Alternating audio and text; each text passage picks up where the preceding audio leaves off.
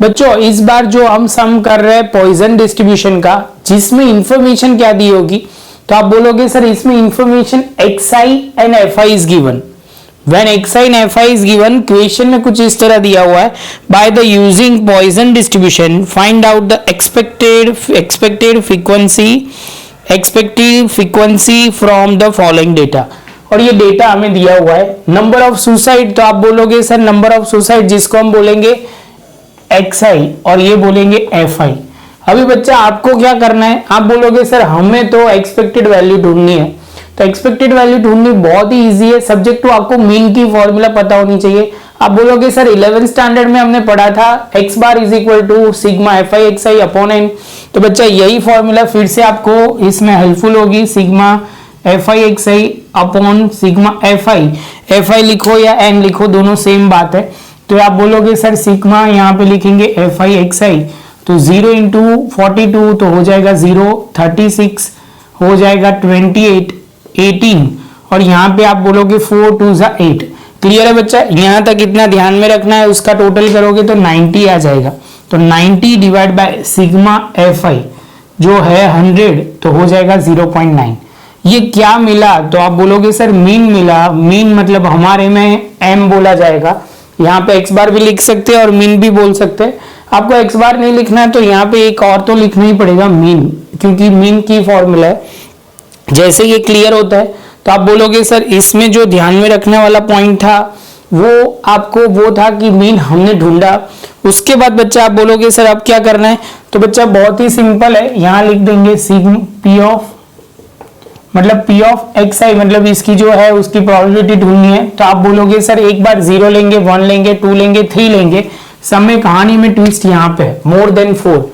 ध्यान में रखना एक सिंपल सम भी आएगा जिसके अंदर सिंपल कैलकुलेशन है, वो ध्यान से आपको देख लेना है तो क्लियर हो जाएगा।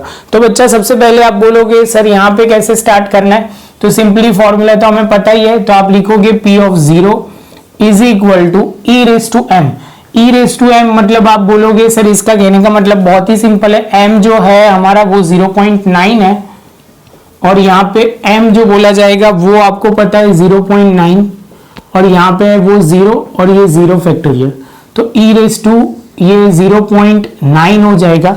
इसका आंसर बच्चा जो होगा वो हमें दिया हुआ है 0.4066। ये क्लियर होने के बाद आप बोलोगे p ऑफ 1 यहाँ पे e रेज टू 0.9 और यहाँ पे m की जगह आप लिखोगे 0.9, यहाँ पे 1 और यहाँ पे 1 फैक्टोरियल। आप बोलोगे 0.4066 इंटू 0.9।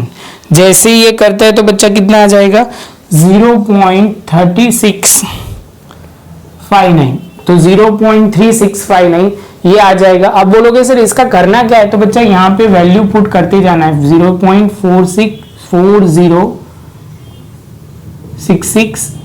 इसके बाद आप बोलोगे सर यहाँ थोड़ी जगह छोड़नी थी, वो तो एडजस्ट कर लेंगे, हमारे पास बोर्ड है बच्चा, आपको ध्यान रखना 3659। इसके बाद सेकंड की बात करते हैं तो आप बोलोगे सर सेकंड में भी बहुत सिंपल है, p ऑफ 2 यहाँ पे लिखेंगे e रेज टू 0.9, यहाँ पे 0.9 और यहाँ पे 2 और ये 2, तो ये होगा 0.4066 0.81 डिवाइड बाय 2। सॉल्व करोगे बच्चा तो कितना होगा, तो आप बोलोगे सर ये होगा 0.1647। बच्चा कैलकुलेशन मैंने बहुत सारे करके ही रखे जिसका आंसर परफेक्शन के नजीक आ जाए। तो आप बोलोगे सर इसके बाद जो होगा वो यहाँ पे हम लिखेंगे 0.1647। क्लियर है बच्चा? जैसे ये पॉइंट कंप्लीट होता है तो आप बोलोगे p ऑफ 3, तो e रेज टू 0.9 यहाँ पे लिखेंगे 0.93 एंड 3 फैक्टोरियल।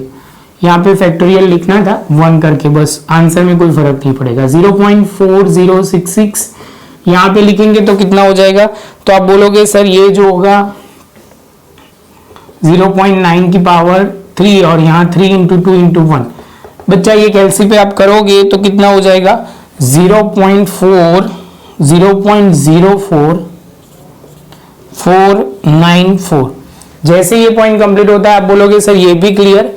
इसके बाद है p ऑफ 4, क्या है बच्चा p of 4 e raise to 0.9, यहाँ पे 0.9 की पावर 4 और 4 फैक्टोरियल, जो 4:3:4 इंटू 3 इंटू 2 इंटू 1 सॉल्व करोगे बच्चा तो कितना आंसर आएगा। तो वो हम लिखते हैं बच्चा। आप बोलोगे सर यहाँ लिखना ऐसे नहीं था, क्यों नहीं लिखना था? क्योंकि यहाँ वर्ड लिखा था, मोर देन लिखा था, मोर देन लिखा था, तो इसका मतलब क्या लिखना पड़ेगा? 1 minus P of 0 plus P of 1 plus P of 2 plus P of 3। यहां करके ऐसे करना था बच्चा, क्यों? क्योंकि मोर देन लिखा था इसलिए। तो आप बोलोगे सर ऐसा करने से क्या होगा? तो ये मिल जाएगा बाकी का आपको 4066 प्लस 0.3659, यहाँ पे 1647 प्लस 0.0494। तो ये आप सॉल्व करोगे बच्चा तो कितना आ जाएगा? तो 0.0134। तो यहाँ पे हम लिखोगे 0.0134 और यहाँ पे लिखोगे 0.0494। अभी बच्चा क्या करना है? एक्सपेक्टेड वैल्यू के लिए एक्सपेक्टेड वैल्यू ये सबको 100 से मल्टीप्लाई करना है। 100 से मल्टीप्लाई करोगे तो आप बोलोगे सर पहले को जो आएगा उसको हम 41 भी बोल सकते हैं। 2 डिजिट में कन्वर्ट कर दो, 2 डिजिट में कन्वर्ट कर दो बच्चा। तो आप बोलोगे सर 2 डिजिट में कन्वर्ट करेंगे तो ये 41 हो जाएगा। 0 पॉइंट ये समझने के लिए बोल रहा हूं, तो ये 41 लिख लेंगे। यहाँ पे लिख रहा हूं बच्चा 0.41, ये हो जाएगा 0.37, यहाँ पे 0.16, ये पॉइंट के बाद 0.5 आ रहा है तो एक डिजिट में बढ़ा रहा हूं, ये हो जाएगा 0.5 हो जाएगा, और ये जो लास्ट में है वो 0.1 बन जाएगा, 0.01। क्लियर है बच्चा? तो ये मैंने मल्टीप्लाई करूंगा सबको तो ये हो जाएगा 41। ये 100 क्यों लिया बच्चा? ये सिग्मा fi जो था उसके साथ मैंने मल्टीप्लाई किया। क्लियर है बच्चा?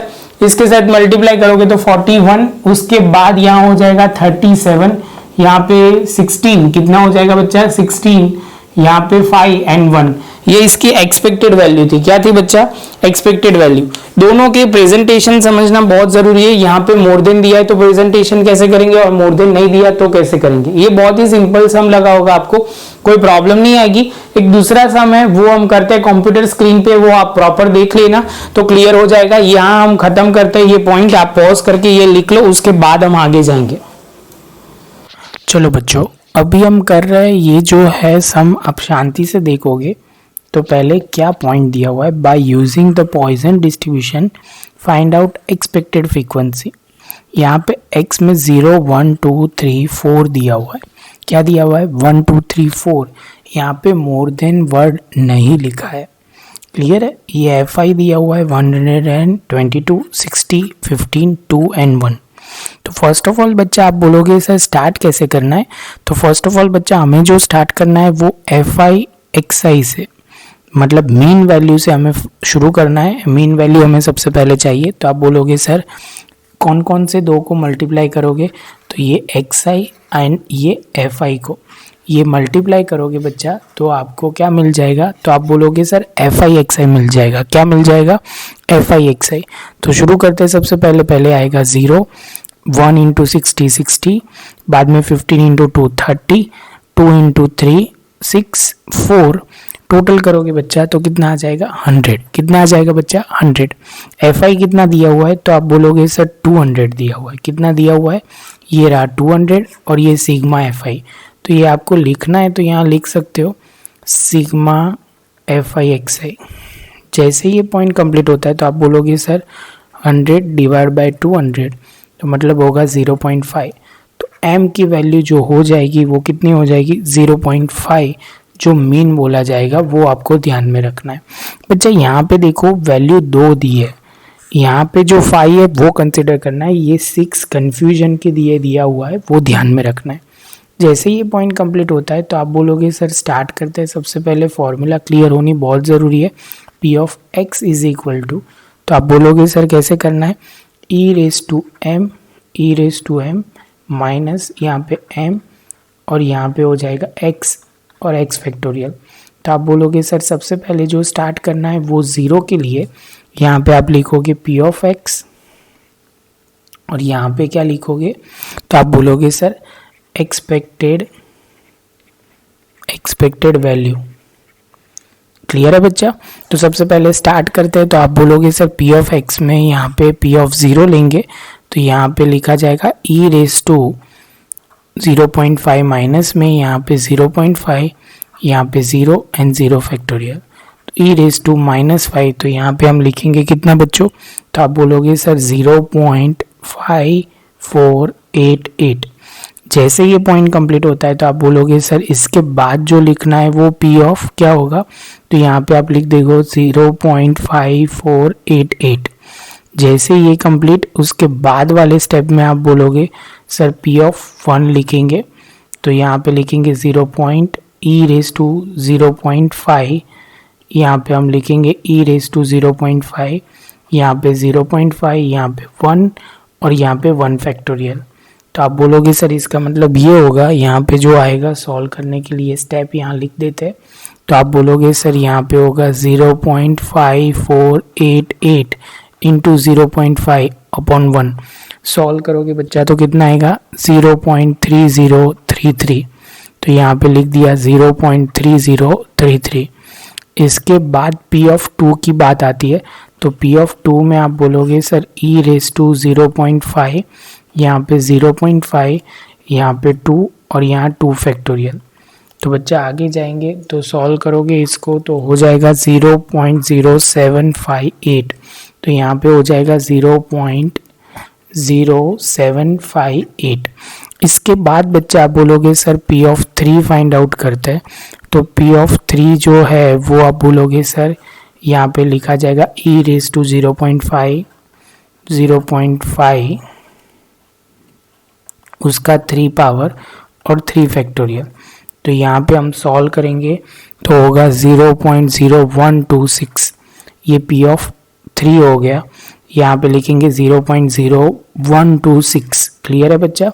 और लास्ट में जो लिखेंगे वो पी ऑफ 4 जो आप बोलोगे सर यहाँ पे e⁻, पावर कितना लिखेंगे तो आप बोलोगे -0.5, यहाँ पे 0.5 की पावर 4 एंड 4 फैक्टोरियल। 4 फैक्टोरियल मतलब 4 3 2 1। ध्यान में रखना है यहाँ पे 3 2 1, यहाँ पे 2 इंटू 1। डिटेल में इसलिए बोल रहा हूँ कि गलती नहीं होनी चाहिए छोटे छोटे पॉइंट पे, बाकी कोई प्रॉब्लम नहीं होगा। जो होगा 0.016। तो आप बोलोगे सर 0.016।